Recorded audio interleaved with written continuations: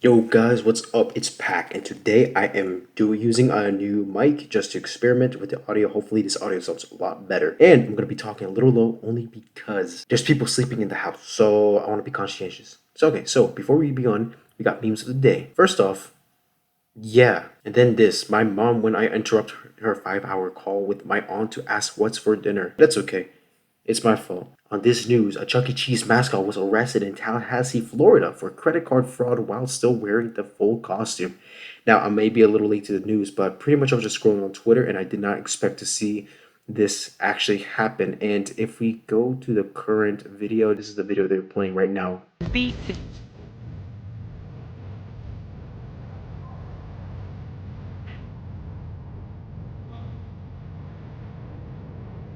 Yeah, as you may have heard, they're playing that audio, that meme audio that's been playing. And that too holiday. I don't know what that meme's all about. I don't know why everyone's using the audio, but anyway, the point is because what do you call it? Credit card fraud. Yeah. So no hell. Okay. So to the article here, Chuck E. Cheese employee in mouse costume arrested by TPD for credit card fraud by Tallahassee Democrat. I'll post a link down below. So social media is abuzz as locals share photos and video of renowned mouse Chuck E. Cheese being arrested by Tallahassee Police Department officers and being taken out of the restaurant as kids and families look on. Damn, imagine trying to cut the cake and trying to dance with a mouse, but then you just see a couple of cops walk in, only to put the rat behind the police car. That's a crazy, bro. Like, imagine trying just enjoying, like, being a 5 year old at your own birthday party and just seeing the dude who's supposed to entertain you, boom, just gets arrested right before your very eyes. That's one hell of a story to have at the lunch table. To be fair, you kind of don't want to this guy roaming around just robbing people's credit card info, so you just might as well arrest him mid-show. So pretty much what I'm getting from this is the victim met officers outside and said they had a party pizza joint on June. Afterwards, she noticed about $100 of fraudulent charges on her card from places she did not shop at or hadn't been to. She was able to trace activity to an employee at the restaurant. I'm not going to read the address. Police initially identified the suspect as an employee who was checking stamps at a front door, but then they were returned to make an arrest. They were at so what? So pretty much how this works is that let's say just any the freakiest part is that anybody can do this. What they do is like when you're doing, let's say you're eating at a restaurant and you want to either pay with cash or card. If you choose card, you're giving either a debit card or a credit card. Either one, it has both the three little silly digits in the back and then the numbers in the front, and of course your name and the date of expiration date. That's all you need to make purchases really online. And if the person's not noticing, those purchases can go unnoticed unless you have, notification. And what would happen is if you gave, let's say, your waiter or your waitress your credit card, hey, I want to pass on my card. Instead of doing it through the kiosk, you gave it to the waiter. The waiter would go back and do it on the computer. And, that shouldn't take too long unless they're tending to other tables.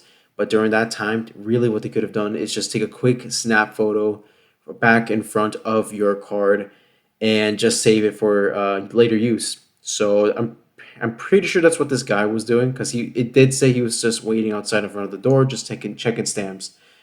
Maybe, just maybe. I haven't been to a Chuck E. Cheese in a while, so how I'm assuming this is done is that if you, unless you're booking the party online, I'm pretty sure you have to pay either upfront or maybe you could pay at the building. But as you're paying at the building, you give the dude the credit card. I don't know if the guy has enough time to even go back to the back room. Say, hey, let me process this, and boom, as he's processing it, really what he's doing is just scanning, not even scanning, sorry, just taking a picture of your card, both front and back, with full details on display later for later use. And I guess the person noticed $100 gone from their card and made a claim, called the cops, boom, and they busted this dude in the mouth.